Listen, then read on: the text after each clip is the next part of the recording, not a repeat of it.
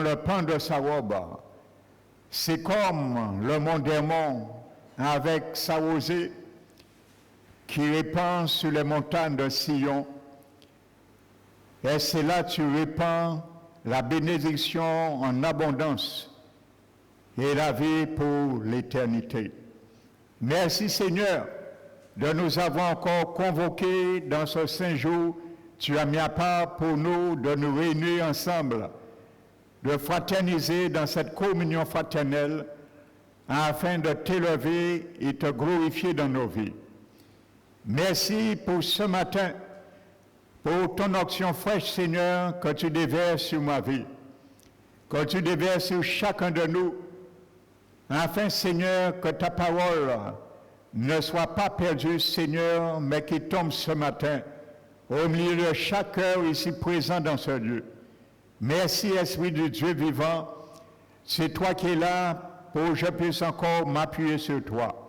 Mets les révélations de ta parole dans ma bouche, afin que tu puisses faire une œuvre salvatrice et que Jésus soit glorifié, afin que le Père aussi soit glorifié en lui. Merci Père, nous t'élevons, te magnifions au grand nom précieux de notre Seigneur Jésus. Amen. Alléluia. Donc que le nom de notre Seigneur Jésus soit glorifié, magnifié. Donc je salue fraternellement chacun de vous et particulièrement ceux et celles qui nous visitent ce matin. Alléluia. Tu es le bienvenu au milieu de nous, parmi nous, car je crois que le Seigneur veut parler ce matin. Il est un Dieu qui aime parler. Et la première fois, la Bible nous montre qu'il a parlé dans la Bible, c'était pour créer des choses. Donc que la parole de ce matin crée quelque chose dans ta vie, dans ton cœur. Alléluia. Donc le thème de ce message ce matin, la deuxième partie, c'est « Reconsidère ta sanctification ». Alléluia. Amen.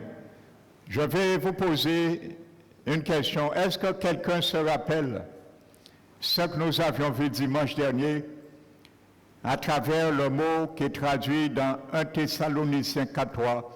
Ce que Dieu veut, c'est votre sanctification.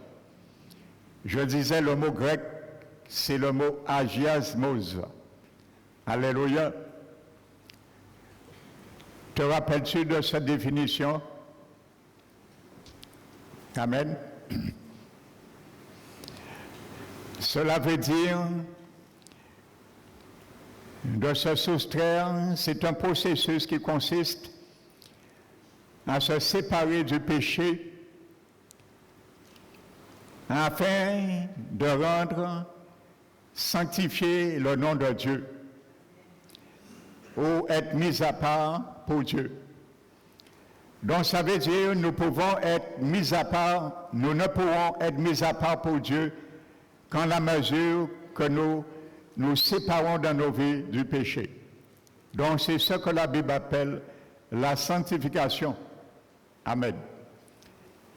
Donc nous avons vu une image dans le livre de 1 Samuel chapitre 2 à travers un sacrificateur qui s'est détourné de Dieu à travers les sacrifices.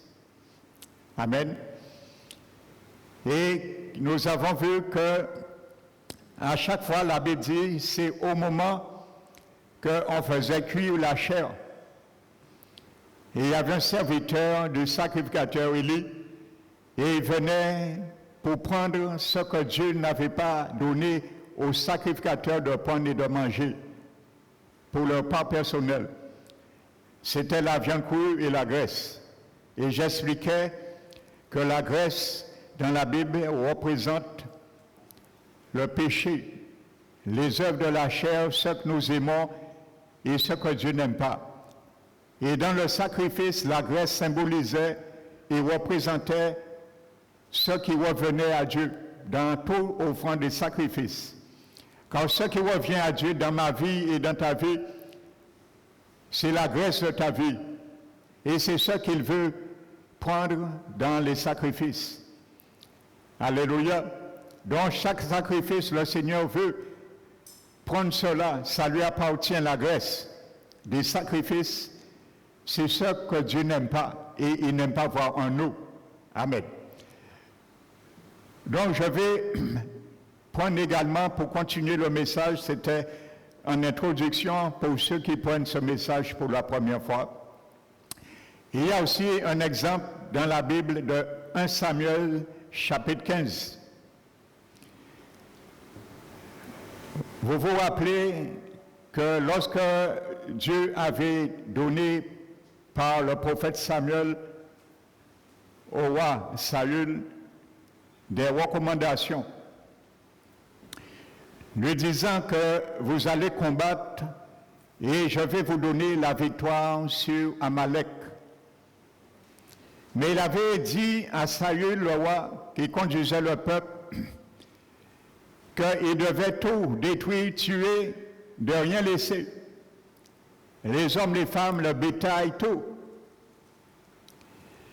Mais le roi Saül a fait sa volonté, parce qu'il voulait prendre certains sacrifices, ce que Dieu ne lui avait pas demandé. Et bien souvent, dans nos vies, pour rejoindre un peu au texte d'un Samuel 2, ce que Dieu nous demande de mettre sur l'autel, nous voulons trier et prendre certaines choses que nous aimons encore bien. Amen. Et qui reviennent de droit à l'Éternel. La Bible nous dit qu'il a pris des meilleurs brebis gras, des béliers, et ainsi de suite. Et le prophète Samuel vient l'exhorter. Et il dit au roi Saül, l'Éternel prend-il plaisir? Amen. Prend-il plaisir au sacrifice? Amen. Comme l'obéissance à la voix de l'Éternel. Vous savez, un sacrifice que l'Éternel agrée de toi et de moi, c'est l'obéissance à la voix de l'Éternel. Voici un des meilleurs sacrifices que Dieu veut voir, recueillir, chercher en moi et en toi. Alléluia. L'Éternel trouve-t-il du plaisir dans les holocaustes et les sacrifices comme l'obéissance à la voix de l'Éternel? Amen. Et il dit, l'obéissance vaut mieux que les sacrifices. L'obéissance à l'Éternel vaut mieux que les sacrifices. Amen. Alléluia. Et il dit que également, ce qui est recommandé à travers sa parole vaut mieux que les graisses. Alléluia. Des béliers. Amen. Mieux que les graisses des béliers. Amen. Et il dit à Saül, car la désobéissance est aussi coupable. Frères et sœurs, Dieu n'aime pas la désobéissance. Et il dit car la désobéissance est aussi coupable que la divination. Alléluia. Nous allons juger, critiquer quelqu'un qui va voir un guimboiseur.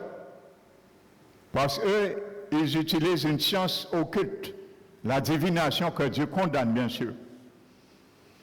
Mais lorsque nous sommes désobéissants à la voix de l'Éternel et à sa parole, Dieu dit que c'est le même péché pour Dieu. Et il dit ensuite que la résistance n'est pas moins non plus que l'idolâtrie et le téraphin. Le téraphin existait à l'époque, c'était comme des féticheurs qu'on donnait pour, entre parenthèses, protéger des mauvais sorts et des mauvais esprits. On appelle ça l'époque hébraïque des téraphins. Amen. Mais ça ne protège personne. Je vous le dis. Alléluia. Sinon, sans pire notre cas. Il y a un cas dans la Bible, je crois que c'est Genèse 31. Il y avait la femme de Jacob qui avait dérobé un téraphin de son oncle Laban. Et il avait serré, caché. Ça ne l'a pas protégé de la mort qui a été proclamée sur elle. Parce que la Bible dit que Jacob, dans sa colère, ne sachant pas que c'est sa femme Rachel qui met le pieu que Léa, il avait proclamé une sentence de mort. Il a dit, péris, chez qui tu trouveras ton téraphin. Mais il ne savait pas c'est son épouse. Et il avait dit que quelque temps après, la parole a fait son nid sur Rachel et elle est morte en couche. Donc la parole l'a atteint avec son téraphin. Le téraphin ne l'a pas protégé. Alors si tu as des chapelets sur ton rétroviseur dans ta voiture, retire ça, ça ne te protège pas. Loin de là, ça risque d'amener des accidents sur ta vie. Alléluia. Donc je ferme la parenthèse. Amen. Donc, Samuel dit à Saül, puisque tu as méprisé la parole de l'Éternel, la désobéissance, c'est mépriser la parole de l'Éternel. Et il dit, l'Éternel te rejettera aussi en tant que roi. Alléluia. Mon frère, ma soeur, nous sommes en train de parler du futur mariage, l'Église avec Jésus. Nous sommes actuellement à la phase des fiançailles, nous sommes la fiancée. La Bible nous dit que si nous méprisons la parole de l'Éternel, il nous rejettera aussi en tant que fiancés. Ça, c'est clair. Parce que Éphésiens 4 nous le dit, que Jésus veut purifier sa fiancée avec l'eau de la parole. Donc, si tu méprises l'eau de la parole, tu ne pourras pas être lavé avec ce savon et tu ne sentiras pas bon le jour que Jésus vient épouser l'Église qui est sa fiancée. Alléluia. Donc, nous serons aussi rejetés, frères et sœurs. Comprenons au sérieux ce message de la sanctification. Amen. Donc, c'est pour cela, voici encore une réalité. Nous ne voulons pas donner l'Éternel tout ce qu'il nous demande, frères et sœurs. Amen. Donc je vais faire une petite parenthèse, frères et sœurs, avant de prendre des exemples. Car je vais expliquer à travers ce message de la sanctification, à travers des exemples dans la Bible. Mais prenons un des plus grands sacrifices que Dieu nous demande, nous, c'est d'offrir notre corps à l'autel du Seigneur. Et Paul nous le dit dans Romains chapitre 12, verset 1. Il dit, je vous exhorte, frères, à offrir votre corps L'homme, la Bible dit, est tripartite. Nous sommes un appartement. Toi qui es là, sache que tu es un appartement à 3 étages. Esprit, âme et corps. 3 étages. Tu es une tripartite. Je suis tripartite comme Dieu. Il est trinitaire, nous sommes trinitaires. Il nous a fait à son image, selon sa ressemblance. Pourquoi la Bible dit que c'est notre corps nous devons mettre à l'autel, en contribution de l'autel de l'Éternel? Pourquoi il ne dit pas mon âme? Je vous exhorte donc, frères,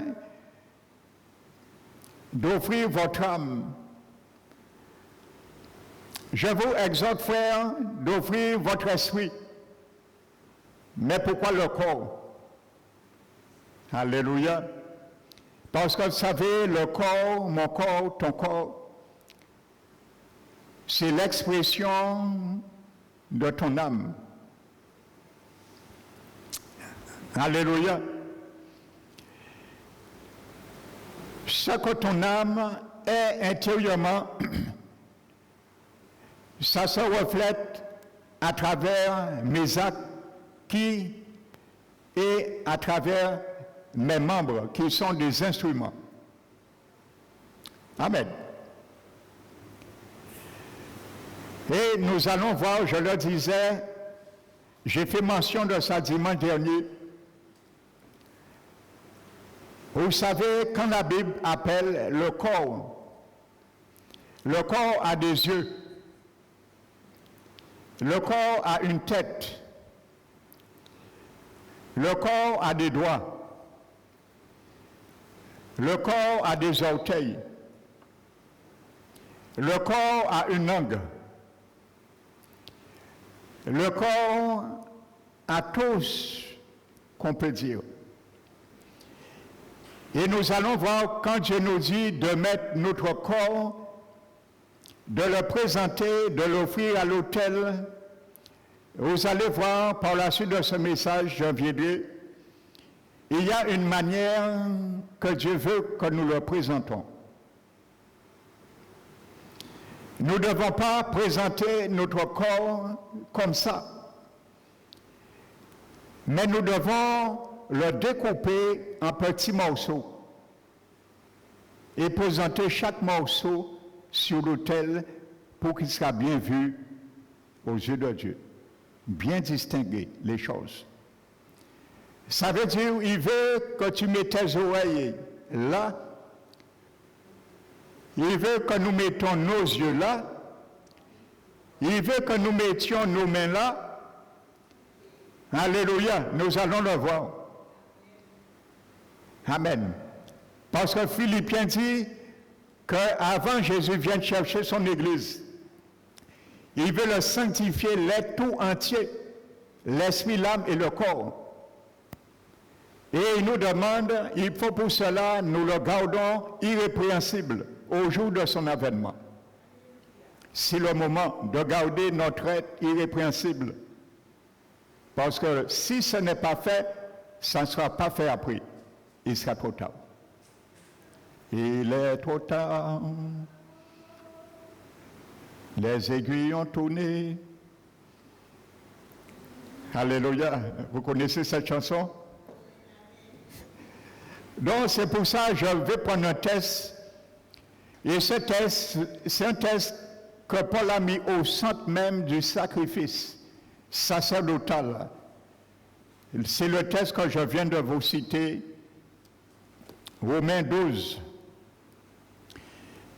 Vous savez, dans la Septante c'est l'Ancien Testament en grec, parce que l'Ancien Testament a été écrit en hébreu. Et il y a même des textes dans l'Ancien Testament avant l'hébreu qui ont été écrits en araméen, par exemple Genèse. Et cette traduction, on l'appelle le Targum. Donc, le mot à offrir dans la Septante, dans l'original grec, que Paul parle, c'est le mot grec paristémie. Ce mot paristémie était souvent employé, sois attentif mon frère, ma soeur, était souvent employé comme un terme technique désignant le fait pour le sacrificateur de placer une offrande sur l'autel. Amen. Donc la Bible dit, c'est moi-même qui place cette offrande. Amen. Donc c'est toi et moi qui place cette offrande. Personne ne le prend et le place. Ça veut dire que quelqu'un ne va pas prendre ma vie et dire, je vais placer ta vie sur l'autel de Dieu. Parce que peut-être je lui dirai non. Attends que je trie certaines choses avant. Attends que je fasse comme Saül. Prendre certains brebis engraissés. Parce que la graisse, c'est le monde, les choses du monde, les attraits du monde, les convoitises du monde. Amen. Mais ce mot grec traduit que c'est moi de mon propre initiative. C'est de toi propre initiative, sans personne t'oblige, que tu veux et tu prends ton corps et tu l'offres et tu le présentes. Dis Seigneur, voici. Tu m'as demandé, je le fais. Et le Seigneur te dira, mais attends mon fils, ma fille, il manque quelque chose. Où est ton oreille? Tu l'as gardé, je veux l'oreille aussi. Il te dira, mon fils, ma fille, où sont les yeux? Tu les as gardés, je les veux aussi. Alléluia. Et ce mot grec également avait donc pour sens général, écoute bien, le mot que Paul a employé pour à offrir, paristémie. Ce mot avait donc aussi pour sens général celui d'abandonner et de céder. Donc Paul implicitement nous dit de nous abandonner totalement et de céder. Pas de résistance. Alléluia. Si je cède lorsqu'il y a un conflit, nous cédons. Le conflit s'arrête. Ça veut dire qu'il n'y a plus de résistance. Ça s'arrête là. Alléluia. Dans quel compartiment de ta vie, mon frère, ma soeur, de ma vie, il y a un conflit avec Dieu et nous-mêmes. Le Seigneur te dit de céder. C'est ce que Paul nous dit. Alléluia. Vous savez, lorsque nous lisons la Bible, littéralement, nous ne comprenons pas, nous ne prenons pas tout le potentiel spirituel. Mais lorsque nous entrons vraiment dans le grec et l'hébreu, il y a des merveilles à comprendre. Alléluia. Donc voici ce que ça veut dire, ce mot à offrir. Premièrement, mon frère, ma soeur. Maintenant, Paul dit toujours dans ce chapitre de Romains 12, il dit, ne vous conformez pas au siècle présent. Alléluia. Je détaille quelques versets, mots dans ce texte, sans faire une exégèse exhaustive, mais pour comprendre vraiment, parce que ça illustre parfaitement qu'est-ce que la Bible appelle pour nous la sanctification. Ne vous conformez pas au siècle présent, dit-il. Le verbe grec conformer vient du grec souskématizo. Alléluia. Conformer veut dire en grec souskématizo. Et ce mot grec a donné le mot français schéma. Cela veut dire souskématizo, littéralement se façonner selon le modèle d'un autre. La Bible me dit de ne pas me façonner, de ne pas me laisser, de ne pas te laisser façonner selon le modèle d'un autre. Aujourd'hui, il y a beaucoup d'enfants du Seigneur qui se laissent façonner selon le modèle de la vie de quelqu'un d'autre. Alléluia. Il y a beaucoup d'enfants du Seigneur qui marchent à travers. Amen. Une vie boiteuse, je parle spirituellement, pour ceux qui nous visitent. Amen. Donc c'est spirituellement nous parlons. Alléluia.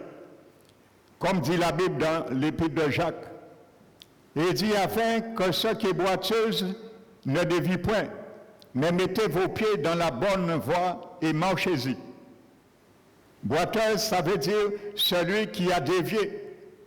Il marche encore dans les choses du monde, dans les graisses du monde que Dieu veut consumer dans l'autel de sacrifice, mais nous faisons parfois comme le sacrificateur Élie, nous voulons les prendre et mépriser le conseil du Très-Haut. Amen. Et il y a un verset qui me vient, c'est le Psaume 107. Vous savez, en parlant de son peuple, Dieu dit dans ce psaume, ceux par leur conduite coupable et leur iniquité, les insensés. Les insensés, dans leur conduite coupable et dans leur iniquité, se sont rendus malheureux. Pourquoi? Parce que leur âme avait en horreur toutes sortes de nourriture. Mon frère, ma soeur, la nourriture de ton âme, de mon âme, c'est quoi? Tripe et figue. Coubouillon poisson. Non, ça c'est la nourriture du corps. Mais l'âme a une nourriture aussi. La parole. L'apôtre Jacques nous l'a dit. Rejetant toute méchanceté, toute souillure et tout excès de méchanceté, recevez la parole qui a été plantée en vous et qui peut sauver votre âme. Pourquoi ils se sont rendus malheureux? Leur âme avait en horreur toutes sortes de nourriture. Et la Bible dit, ils cheminaient et touchaient déjà les portes de la mort. Alléluia. Mais dans leur détresse, ils criaient à l'Éternel. Vous vous rappelez de Deutéronome 22, 23 et 33, je crois. Criez à l'Éternel. Le Seigneur aime qu'on crie. Et il vient. Et il a dit, mais dans leur détresse, ils criaient à l'Éternel. Et l'Éternel vient. Il envoya sa parole. Parce que c'est la nourriture de l'âme. Si ton âme a en horreur la parole, il va envoyer ce qu'un âme a en horreur, parce que c'est là qu'il veut te guérir. La nourriture que nous ne voulons pas, c'est la nourriture qu'il va envoyer. Il envoya sa parole, et la parole est guérie. Ceux qui n'aiment pas la parole de Dieu, ton âme ne sera jamais guérie. Alléluia. C'est la nourriture de ton âme, et c'est la guérison de ton âme. Il envoya sa parole et il a guéri, il les fait passer de la force. Alléluia. Donc revenons à conformer. Alléluia.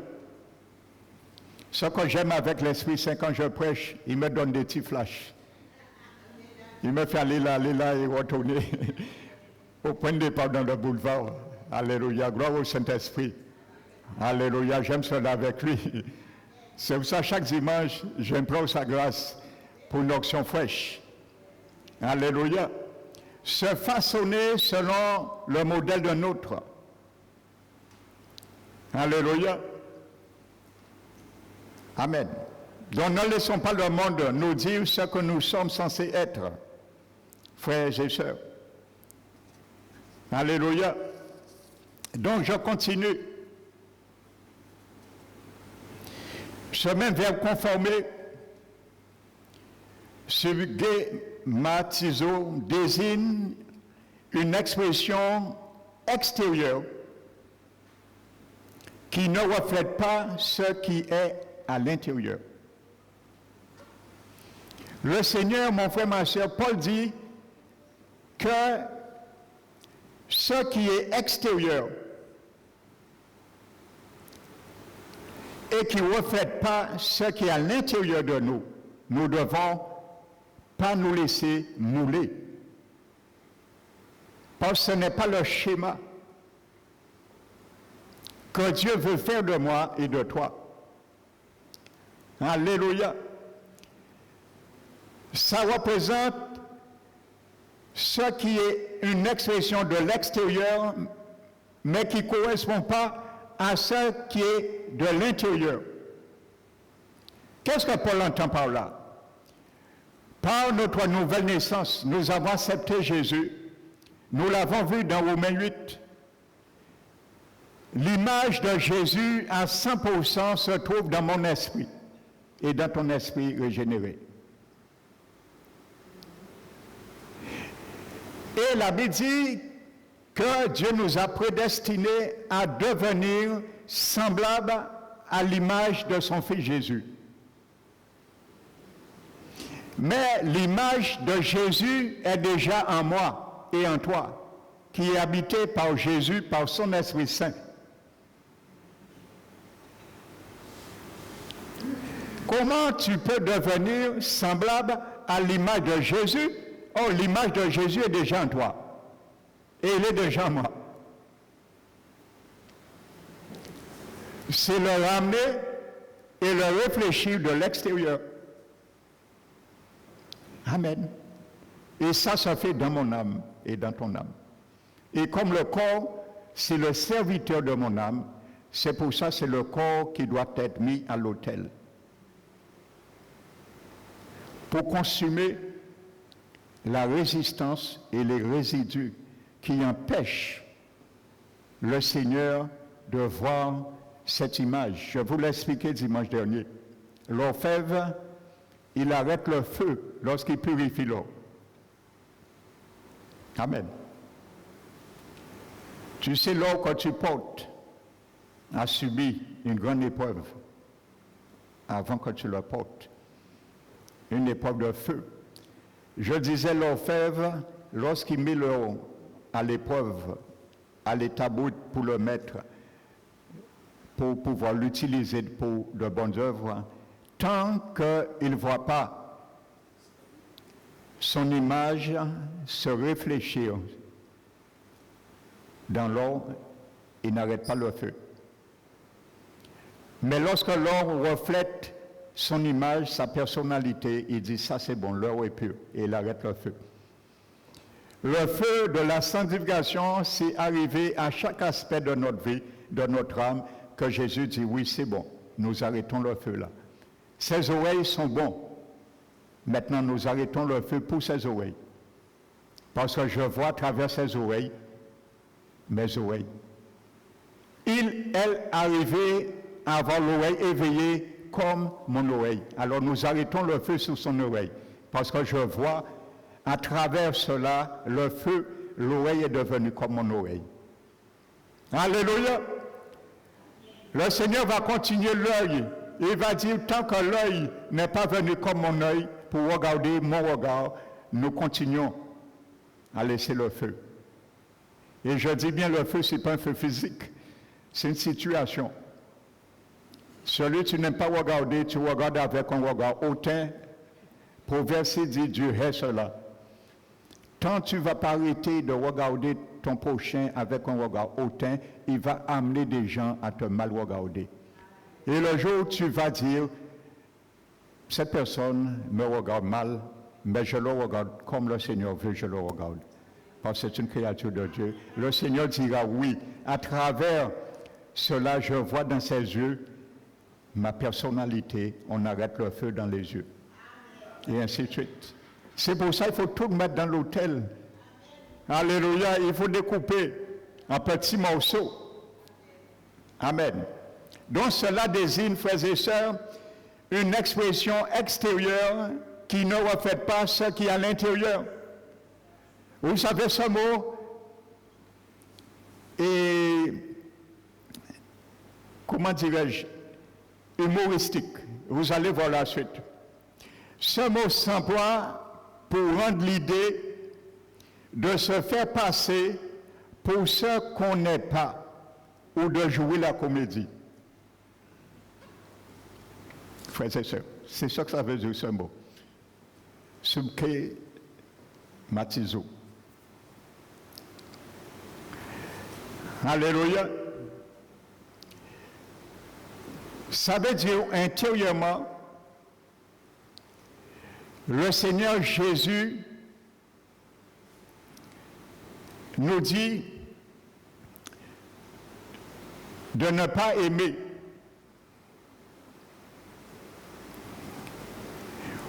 Ou du moins, le Seigneur est la vérité. Et cette vérité, je l'ai en moi. Jésus habite en moi.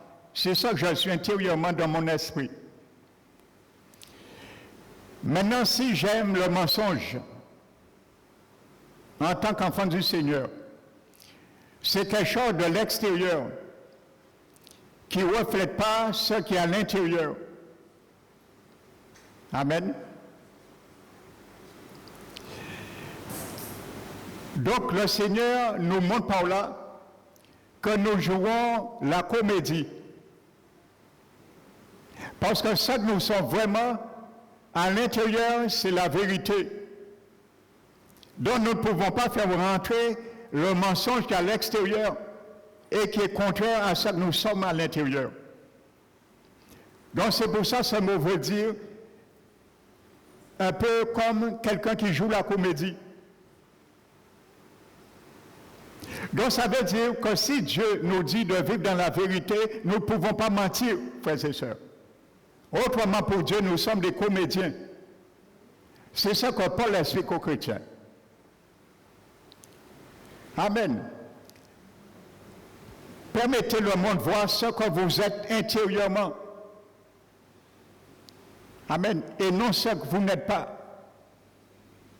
Si je vis dans la vérité, il ne faut pas le monde voir que je vis dans le mensonge. Ça veut dire pour Paul et Jésus, c'est la comédie. Un comédien, qu'est-ce qu'il fait? Il se déguise à une personnalité qui n'est pas lui-même ou elle-même. Et il prend le rôle, la personnalité, le statut de quelqu'un d'autre, dont lui-même n'est pas. C'est exactement ça. Alléluia. Donc c'est ça que ça veut dire ce mot. Je continue cette définition, surtout en suivant un modèle ou un plan prescrit. Et le mot dans toujours ce texte, ne pas. Alléluia. Ne vous conformez pas. L'expression grecque ne pas, dans le grec, c'est le négatif mais. Cela rend le verbe prohibitif. Ça veut dire Dieu, c'est quelque chose qui est prohibé, qui est interdit. C'est ce que ça veut dire. Et ce verbe, conformer encore, le verbe est au passif et impératif en soi. La voix passive, frères et sœurs, écoute bien, la voix passive de ce verbe indique que cette conformation est quelque chose qu'on permet qu'il nous soit faite. Ça veut dire que c'est moi qui le permets. La voix passive. Donc on ne m'oblige pas à me conformer à l'image de quelqu'un d'autre ou au monde. C'est moi qui décide. Amen. Donc c'est ça que ça veut dire. La voix passive indique que cette conformation est quelque chose qu'on permet qu'il nous soit faite. Parce qu'on aime cela. On ne crie pas. On l'aime. Alléluia. Il y a des gens, frères et sœurs, ils aiment une vie qu'ils ont connue dans le passé. Ils ne veulent pas changer cette vie. Même des années au Seigneur. Donc c'est ça que ça veut dire. Ils acceptent cela parce qu'ils l'aiment. Tandis que la voix passive, impérative, indique un ordre et non une suggestion. Donc je le répète, ce mot subkématizo, qui est traduit en français par conformer, est un verbe au passif et impératif. Et je vais vous expliquer qu'est-ce que ça veut dire, la voix passive et le mode impératif. Amen. Donc c'est un ordre, ce n'est pas une suggestion. Dieu t'ordonne, m'ordonne de laisser sortir voir ce qui est intérieurement et pas ce qui n'existe pas en moi, extérieurement. Amen. Nous devons refuser. Nous ne devons pas laisser le monde qui nous entoure nous faire entrer de force dans son moule. C'est ce que Paul explique. Le monde a un moule. Amen. Nous devons ni prendre exemple sur l'esprit du monde, ni nous laisser modeler par cet esprit. Amen.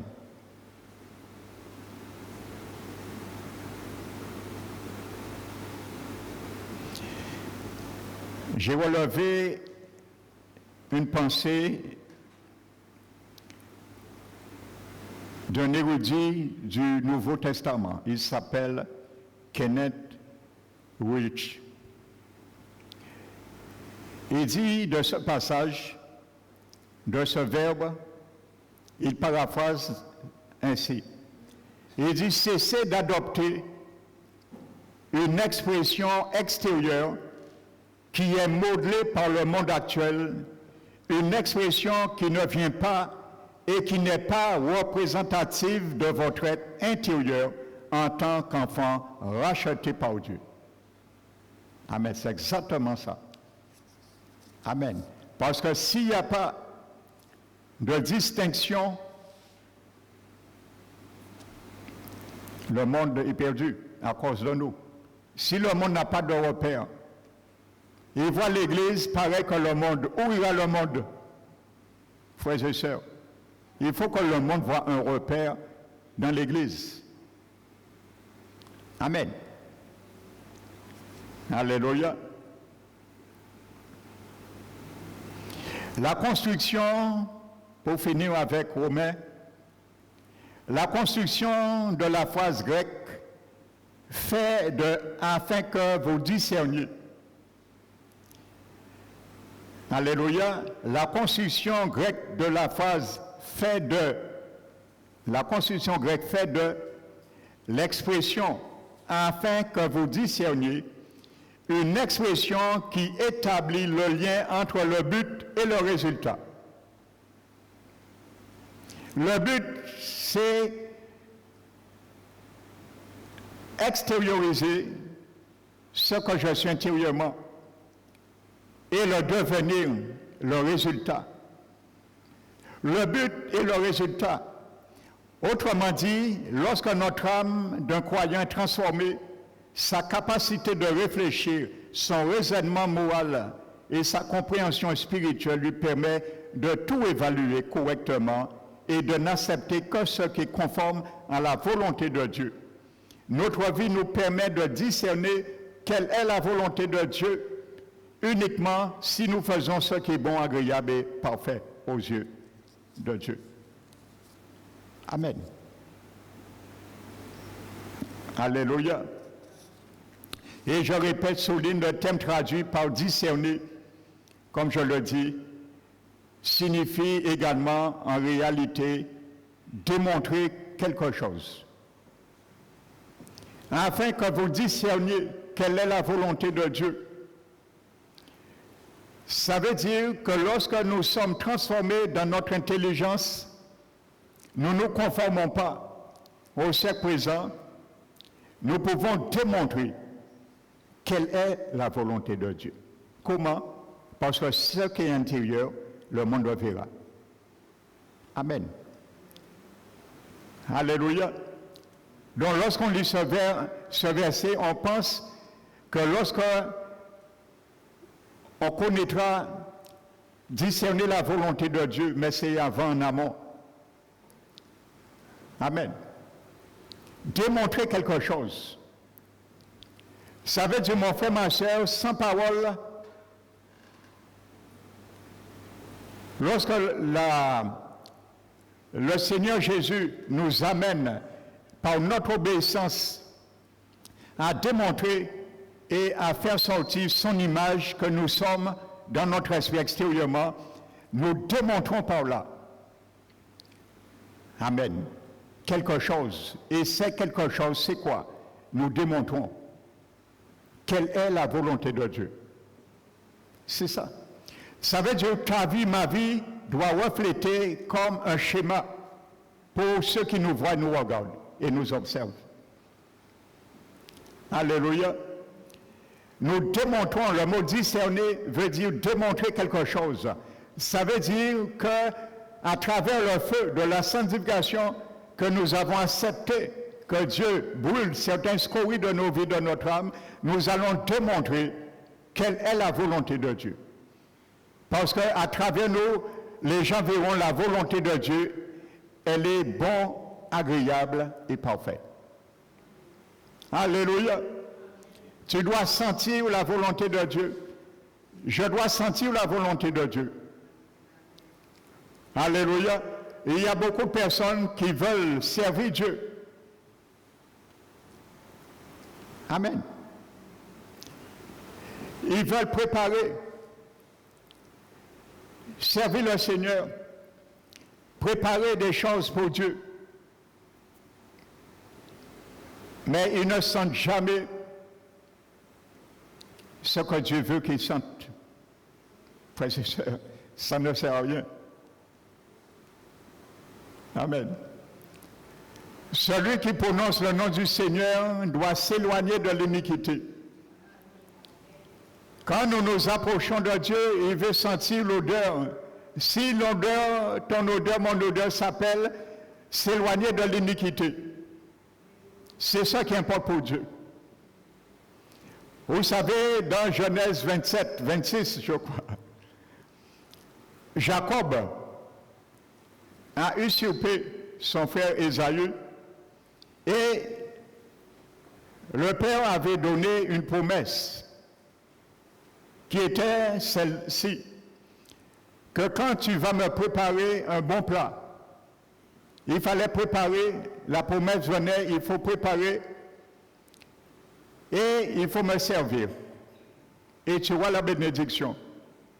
Préparer, servir, la bénédiction. Il y a beaucoup parmi le peuple de Dieu, ils servent le Seigneur d'une manière ou d'une autre. Ils font des choses pour l'Éternel,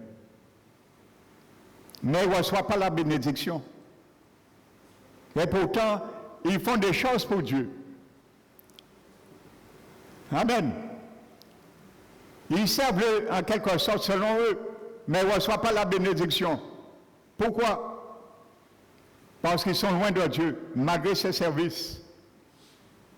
Dieu ne veut pas que tu le sers en étant loin de lui.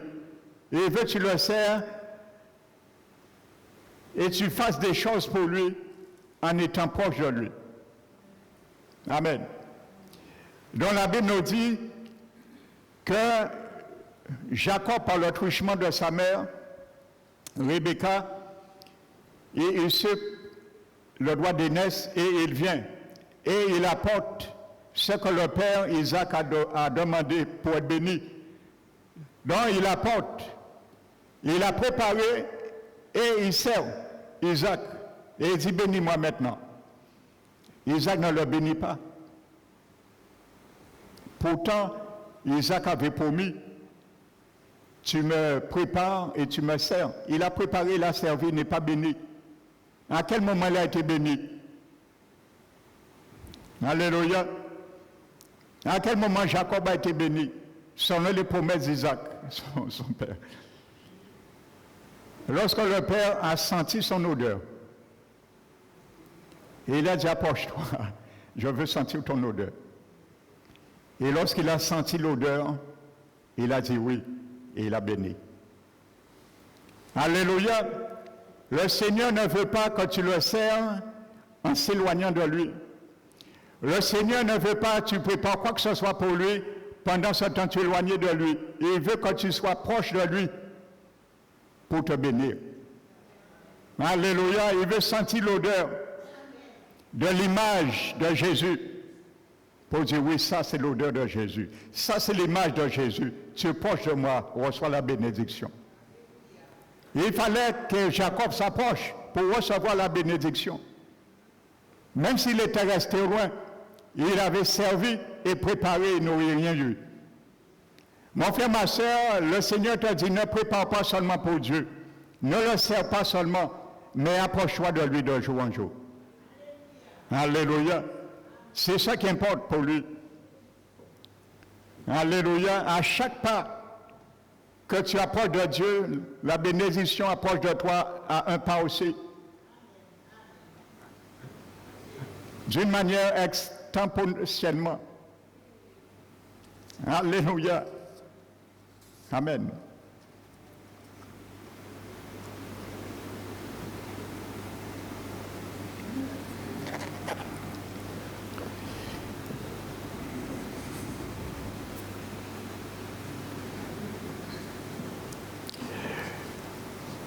Toujours en parlant de Jacob, je vais rester sur Jacob.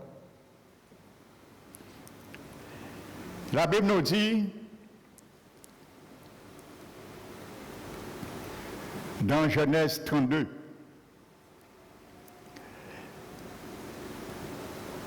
que Jacob, il fuyait justement son frère, Ésaü.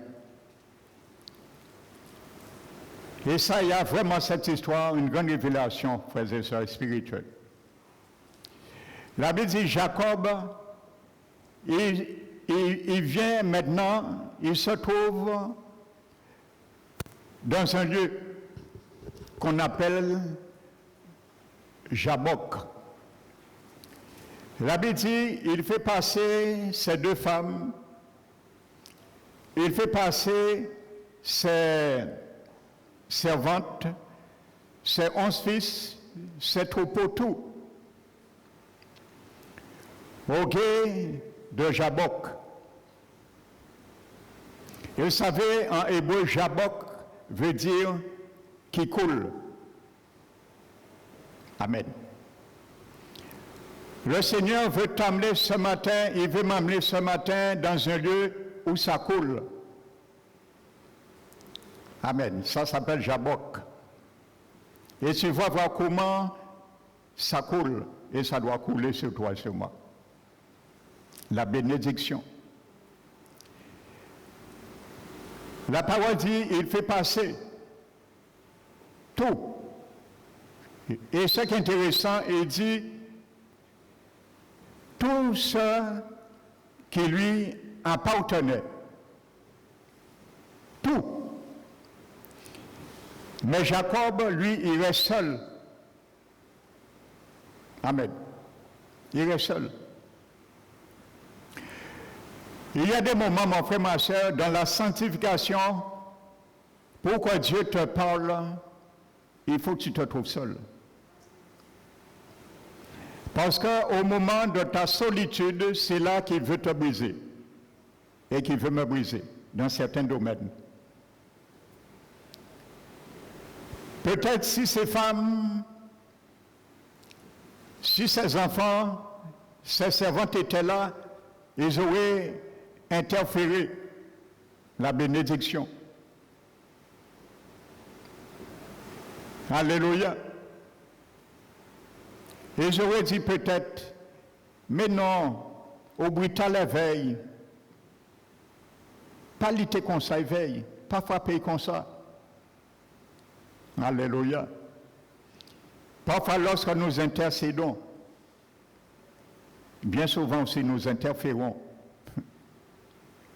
dans l'usage que Dieu veut faire aussi à travers sa correction sur certaines vies. La Bible nous dit, Jacob se trouve seul.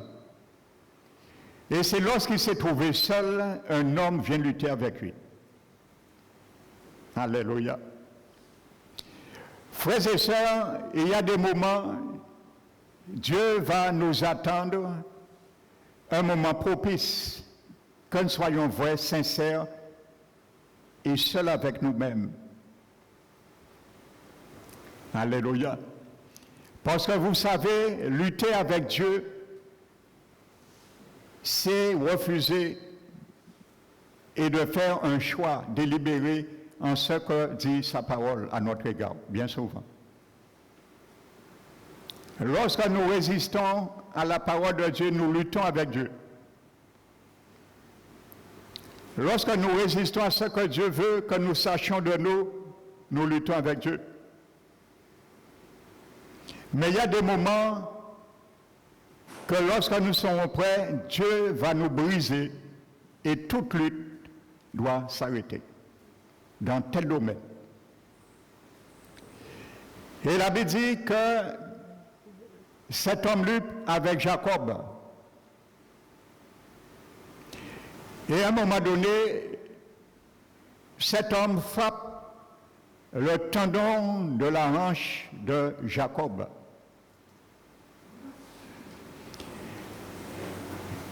Et il est démis. Mais il y a quelque chose que Jacob fait. Amen.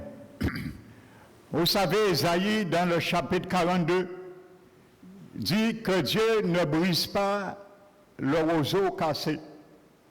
Pourquoi? Pourquoi Dieu ne brise pas un roseau cassé? Hein? Amen. Donc s'il est cassé, il ne peut pas le briser. Donc ça veut dire que Dieu nous montre, il veut nous briser. Et lorsque nous sommes brisés, c'est tout à fait normal. Amen. Donc la Bible nous dit que Jacob, il tient cet homme, alléluia, et il s'accroche à lui. Donc qu'est-ce qui te fait accrocher à Dieu, mon frère, ma soeur? C'est le brisement. Amen. Et il y a certains enfants du Seigneur, ils ne sont jamais accrochés à Dieu. Mais le jour que Dieu les brise, c'est ce jour qu'ils s'accrochent vraiment. Et ils savent qui est Dieu. Amen. Donc Jacob s'accrochait à Dieu, à cet homme.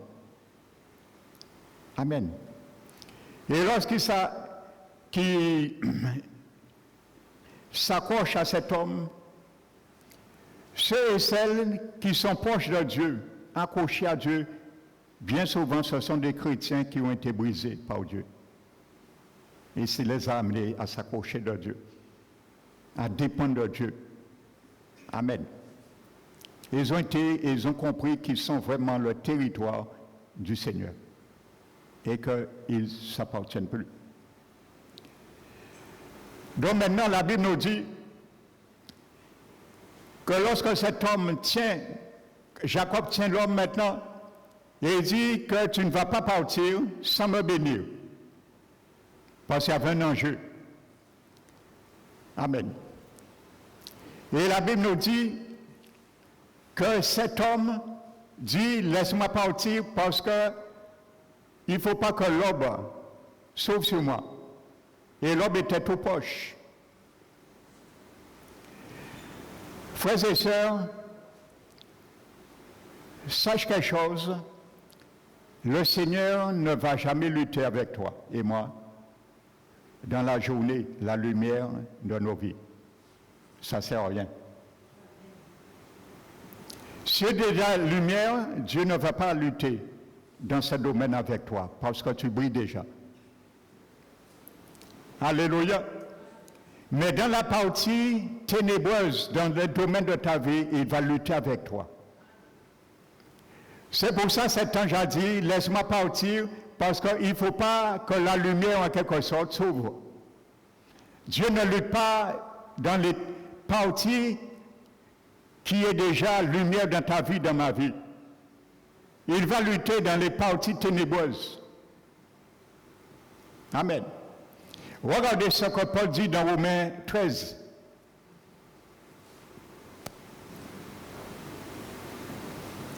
Alléluia.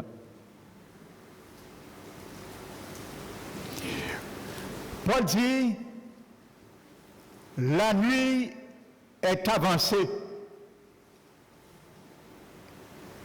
et le jour approche.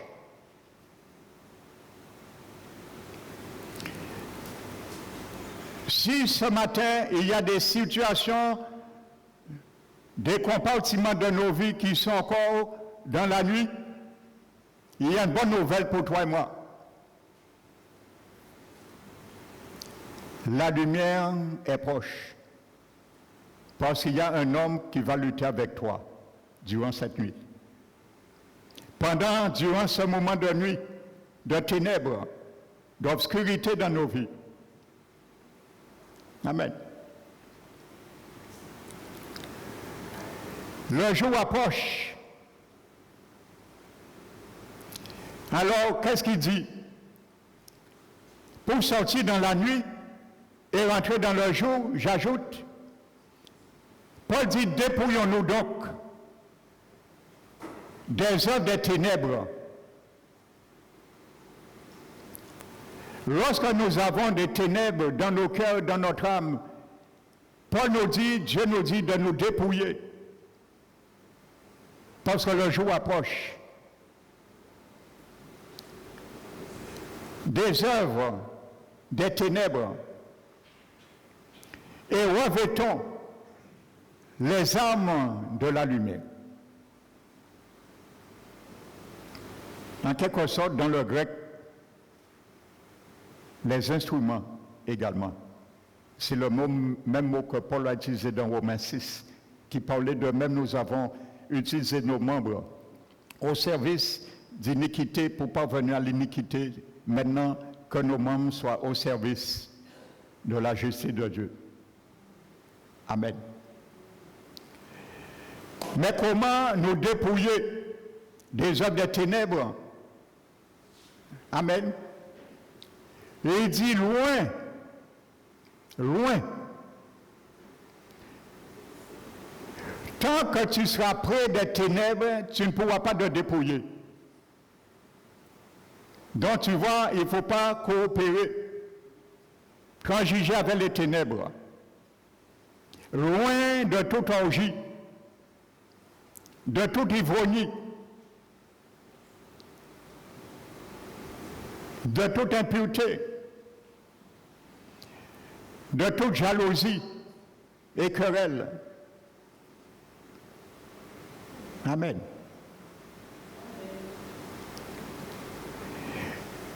Ayant revêtu Jésus-Christ.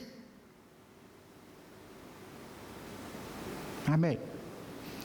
Ayant revêtu Jésus-Christ. Et ne donnez pas soin à la chair pour satisfaire ses mauvais désirs. La Bible nous dit de nous revêtir les armes de lumière loin de toute orgie, ivrogne, ainsi de suite. Vous savez, il y a beaucoup d'enfants du Seigneur qui vivent dans l'ivresse.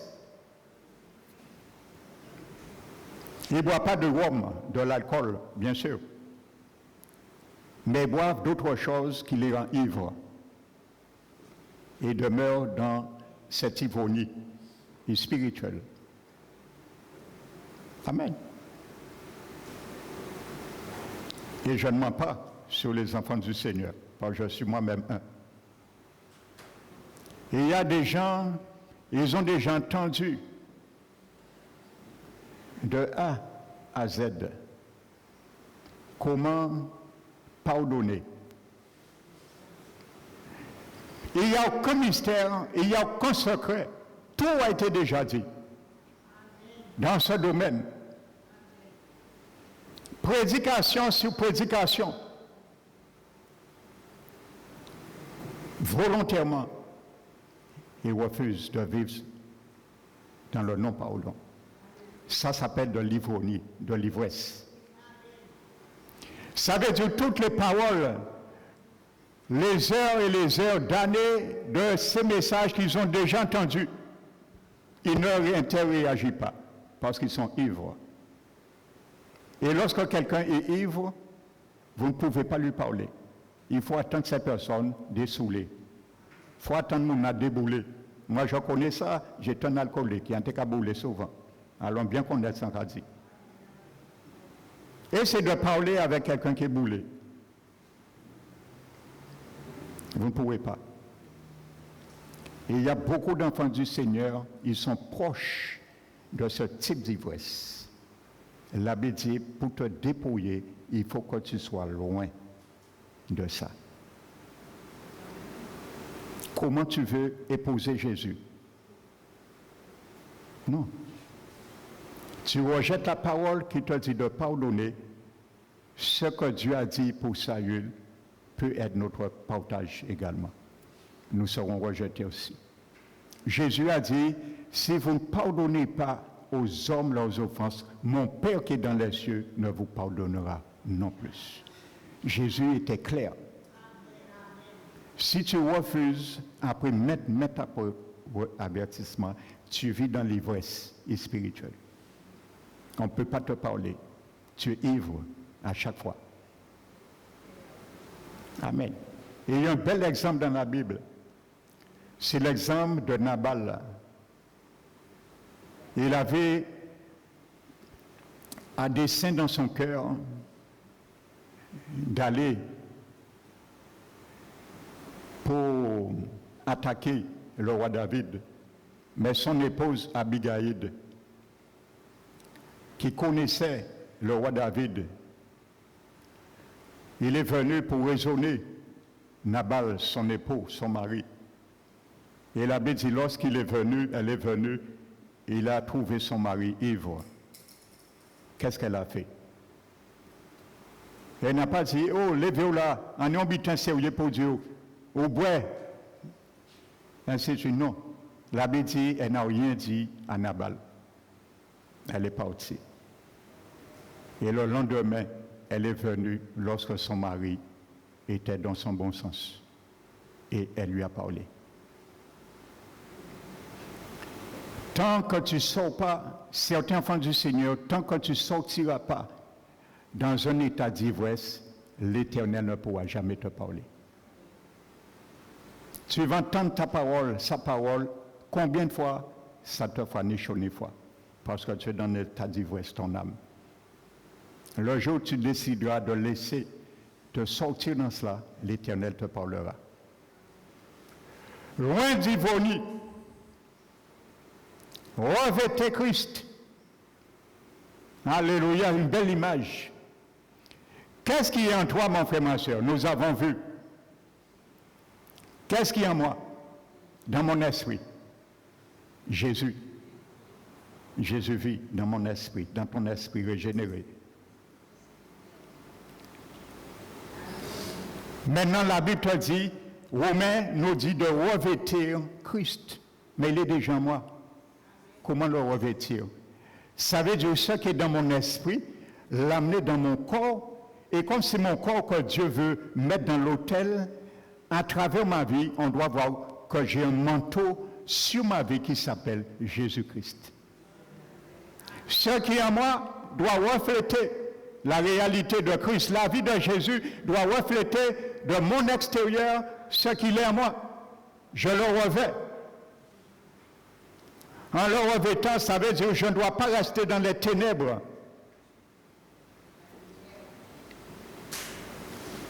Parce que la Bible dit les ténèbres sont avancées. Mais le jour approche. Alléluia. Et c'était le cas de Jacob. Il était dans un ténèbre et le Seigneur voulait l'amener au jour. Il a lutté parce qu'il fallait le briser. Le vieil homme doit être brisé, frères et sœurs, pour marcher dans la lumière. Il ne fallait pas que l'aube se lève parce que Dieu ne va jamais lutter avec toi, avec moi, dans une situation que je suis déjà dans la lumière parce qu'il ne brise pas le roseau cassé. Alléluia. Si le roseau n'est pas cassé, il va le briser. Mais si je me suis déjà relevé dans la lumière, Il ne peut pas me briser, je suis déjà relevé. Amen. Et Jacob se bat. Il dit, bénis-moi, tu ne partiras pas. Et à ce moment, l'enjeu est là. L'homme lui dit, quel est ton nom? Amen. Vous savez, mon frère, ma soeur, lorsque Dieu va lutter avec nous dans un domaine, il veut que nous confessons nous-mêmes ce que nous sommes devant lui. Il veut l'entendre. Jacob a confessé sa vie par son nom. L'homme lui dit, comment, quel est ton nom? Amen.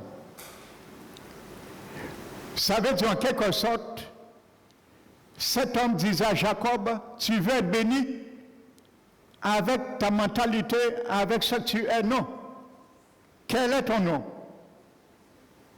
Parce que Jacob avait déjà berné Ésaü, son frère. Il avait déjà berné son père Isaac et même son oncle Laban. Amen. Le nom de Jacob en hébreu veut dire usurpateur, voleur, filou. Donc Dieu veut que nous reconnaissons ce que nous sommes, frères et sœurs. Il a dit ce qu'il est par son nom. Si tu veux que Dieu te bénisse, mon frère, ma soeur, le Seigneur, lorsqu'il va lutter avec toi, peut-être la haine pour rester dans l'image du pardon. Dans la haine, il faut que tu confesses que j'arrive pas à pardonner. Dieu va te dire quel est ton nom dans ce domaine. Et quand tu diras, Seigneur, mon Dieu, je sais, je me fais du tort, j'ai fait du tort des années à X personnes, j'arrive pas à pardonner. Le Seigneur voudra, il te dira, c'est ça que je voulais entendre. Et je vais changer ton statut. Ton non-pardon sera changé en statut en pardonnant. Et je vais te faire pardonner maintenant. Quel est ton nom? Et Jacob répond, Jacob. Et l'homme lui dit, maintenant ton nom ne sera plus Jacob, parce que je vais changer ton statut. Je vais changer ta carte d'identité. Maintenant. Et tu ne seras plus appelé Jacob, mais Israël. Israël en hébreu veut dire vainqueur de Dieu. Vainqueur de Dieu. Pour vaincre la chair, il faut admettre ce que tu es dans la chair. Pour que je vainque la chair, il faut admettre ce que je suis dans la chair. La Bible dit, tu ne seras plus appelé Jacob, mais tu seras appelé Israël. Alléluia. Amen. Et l'ange lui dit, parce que tu as lutté avec des hommes, implicitement Ésaü, Isaac, Laban et autres. Et tu as lutté avec Dieu. Et tu as été vainqueur. Comment tu deviens vainqueur, mon frère, ma soeur? Comment je deviens vainqueur? Tu peux vaincre Dieu en luttant avec Dieu? Non. C'est quand tu laisses Dieu vaincre, briser la chair, il te dit tu es vainqueur. Parce que c'est ce que Dieu veut voir en nous. La victoire de la chair que Dieu nous permet de briser, il nous dit tu es vainqueur. Pourquoi vainqueur de Dieu? Parce que Dieu en toi, le Seigneur veut montrer que tu as la capacité de vaincre la chair. Vainqueur de Dieu. Alléluia. Donc le Seigneur nous montre, frères et sœurs,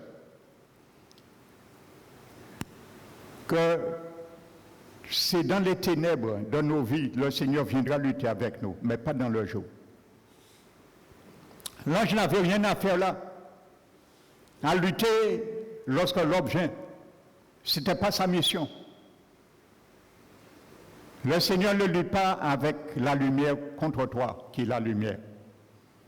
Mais la lumière vient lutter contre les ténèbres. Amen. Et il y a un moment, frères et sœurs, dans nos vies.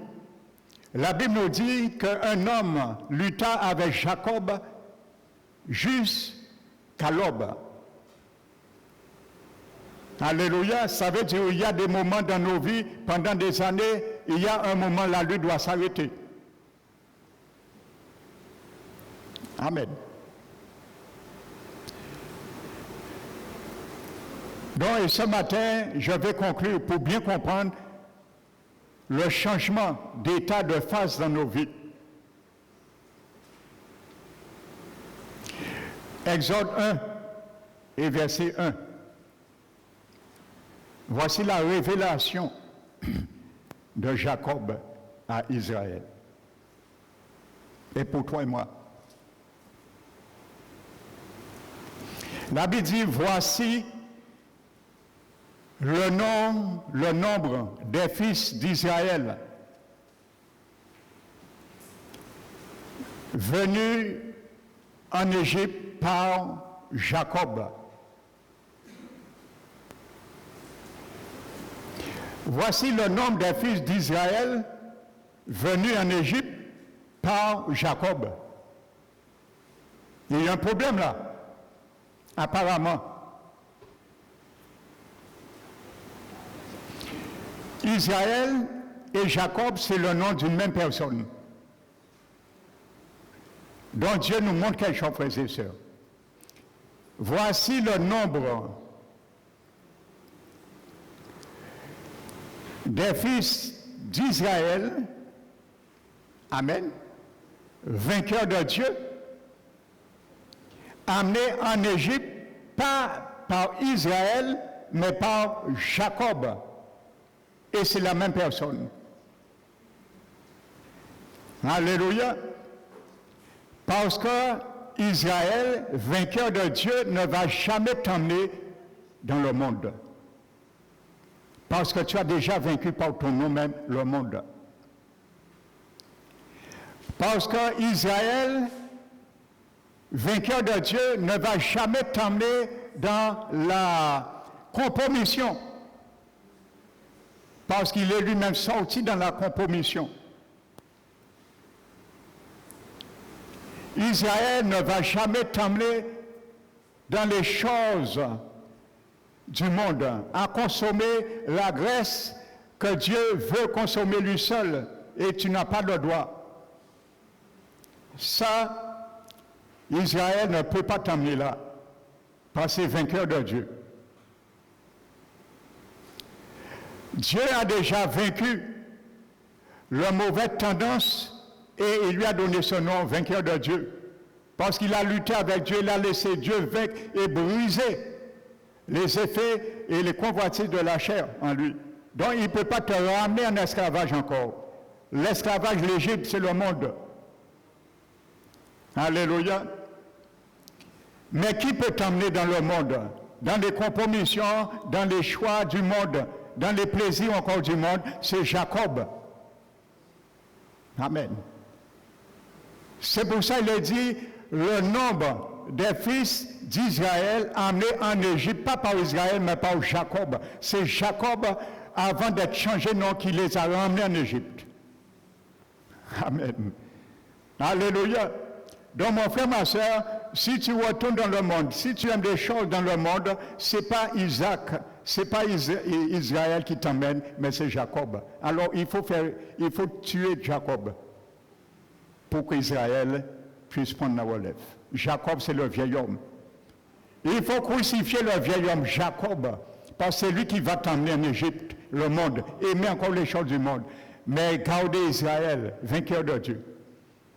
Alléluia, c'est ça que Dieu nous montre là. Crucifier la chair. C'est lui qui nous avait emmenés en Égypte. Alléluia. Parce que Israël ne va pas nous emmener en Égypte. Il n'y a que Jacob qui peut nous emmener en Égypte. Donc que le nom du Seigneur soit béni ce matin, mon frère, ma soeur. Alléluia. Loin de toute ivresse. Tout ça d'ivresse. Ce qu'on ne veut pas entendre de la parole de Dieu, c'est une forme d'ivresse. Alléluia. Et nous savons les conséquences et les sentences. Dieu ne fait acceptation à personne. Alléluia, que le Seigneur te bénisse ce matin. Toi qui as entendu ce message. Alléluia.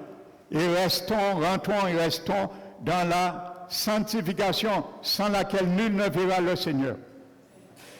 Ni dans cette vie, ni dans la vie à venir. Alléluia.